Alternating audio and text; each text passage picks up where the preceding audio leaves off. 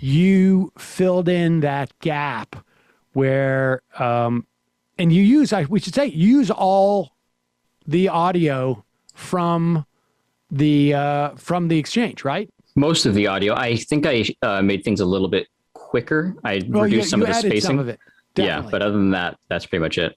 And well, there's a couple of fun when Crowder's sitting at the desk and he's like, "Okay, let's get ready, guys." And he looks at his phone to see that we're on that day, which is exactly what happened. Definitely. His phone or his computer, and no, start. Start a little bit later than that, Bradley. Not into the intro, just a little bit later.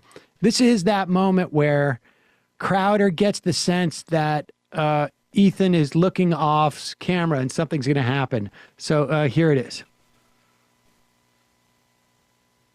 And thanks, man, for making the time. You're very welcome. And I just want to say, I know you called me. You said that I would be a layup. I think I used something like that. Yeah. And I think you're right, because I don't think I'm a very good debater. I think you know that. So I didn't want to make it too easy for you. Oh, okay. So I've prepared. Okay. Yes. All right. So what we were going to talk about is the initial quote that happened. I think he's looking off there. The initial quote that kind of was turned into a little bit of a meme, which wasn't intentional, and was you saying you don't even have to think about it regarding the CDC. And I disagree with that. Who's that guy? People should think about it. I believe that one's the Chris Redfield. And we'd talked about this through Playful Ribbing, and an aggregation of medical authorities and scientific voices to make an informed and rational decision. I'm so nervous. Now pause it for 1 second. That also, I have to say, that moment where he takes that breath in, because that's also what I noticed during that, in real time and afterwards, that when he recognized that Ethan was up to something, he started to tighten up, and he was like almost out of breath. Like I could almost feel his heart pounding at that moment. Like he didn't know what was coming. He knew something was coming. And you really captured that by making his whole body heave there. Yeah. I thought, and you can just also hear it more in his voice now that you're kind of seeing the animated rendering of him, how nervous he sounds. It's just almost even more punctuated. Plus with like the noise that you included, Aamon, in the background. I think the intense music adds to it as well. Yeah. Oh yeah. Yep. Oh yeah.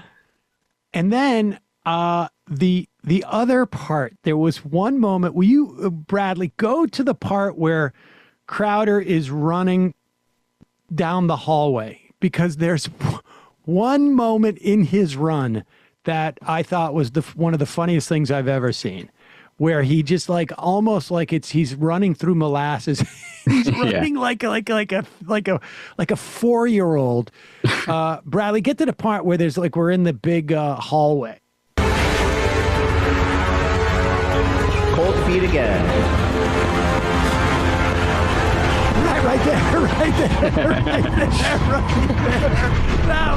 That part is so funny to me, because that is like honestly like what happens if you take a small child and you make them run and they're trying to like dramatically show their parent that they can't make it anymore. I'm really gonna pass out. That's exactly how they run.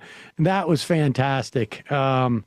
And then when his gun goes limp, I mean, there's a lot of things going on in there that I think is. I appreciated the symbolism there. Yeah, or it's not too hard to figure out. Yeah. We should show you that just briefly though when you initially show up, and then people can see the full video. Sam, like I don't know when your eyes go like that. Sure, go ahead. Yeah, let's do that. Back more towards the beginning, Bradley. Right after we pause it initially. They are like practice man love with children. Oh, geez. Okay, so this is what's going to happen. What did I tell you? He was going to do anything he could to avoid. Oh, there he is. Oh no, Sam Seder. What a fucking nightmare.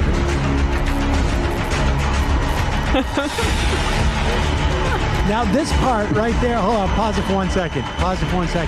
I just got to say, like that part before I start to rise up from the crowd.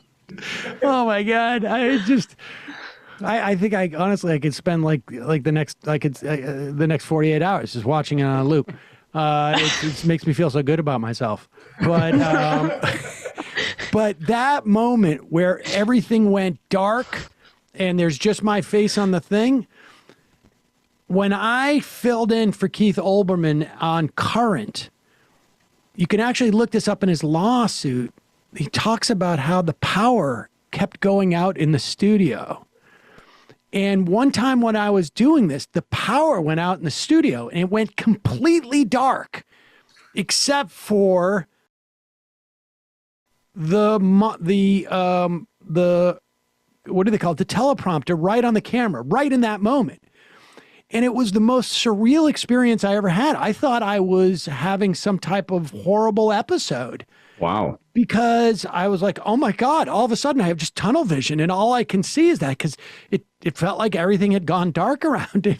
That's kind of crazy. You're on live television. You don't want to, you just like, I'm just reading like, okay, I'm having an episode. If I can just make it a commercial break, I'll be fine. And then the lights came on and I was like, and I realized like, oh no, that wasn't me. It was everything else. But that moment, like it just took me back to that feeling of like, oh my God, my heart is sinking into my stomach. Yeah, that would be terrifying. Yeah.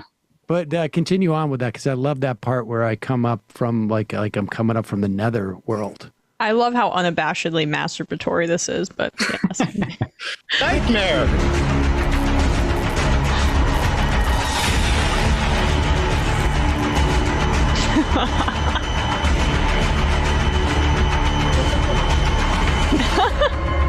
That was a good shot. Yes. I got those Bob Evans glasses on too. The producer. Come on, Steven. Wow. I think we need to have a meeting with his dad. Irony alert, Steven. Stop being a bitch. Stop being a baby. You're like, come on, Steven. I think he lost the right to those holsters. I think he has to retire them. Oh, sweetie. What kind of a pussy am I talking to? What happened to you? Bro, it was a dope movie, and you're a fucking communist. Can't wait for Avatar 2. Wait a second. Pause it. I want to say something about that line too. Yeah, Rogan shows up in a lot of your videos in that sort of like, where he sort of transfigures into something form, that's a little bit more apish. What was that part about the movie? So when looking for audio clips, I looked into the interview, the famous one where Joe Rogan was angry with Crowder. And I was surprised to find that the first half of it was, I never saw it before. They got into an argument about Avatar. So it's actually him talking about Avatar with Crowder. And and I just personally thought that was very funny, so I included it. Wait, what was Crowder's stance on Avatar? He hates Avatar. He hates it. He hates it because it's a very I think he thinks it's a left-wing fantasy. He doesn't like the fact that the protagonists are tree huggers, basically, right? Yeah. Yep. Yeah. Oh, okay. Well, I mean, imagine having that strong of an opinion about Avatar. I know. A little bit about his mental and emotional capacity. Well, the fact that Joe loved it so much was also just like great. Well, that's my point, right? Like you're not. It's like having a strong opinion on it. It's just exactly. I don't know, man. Can you ask Aamon if the beach setting is a reference to Death Stranding? It's definitely a bit of a homage to it, yeah. What is Death Stranding? Death Stranding is a game by Hideo Kojima. I'm deeply influenced by Hideo Kojima and the Metal Gear Solid series as well that he created. Like the crazy camera work, the exaggerated camera work that I do is all based mostly on his cinematography. Wow. Just amazing. Folks, there's more of what you've just saw where that came from.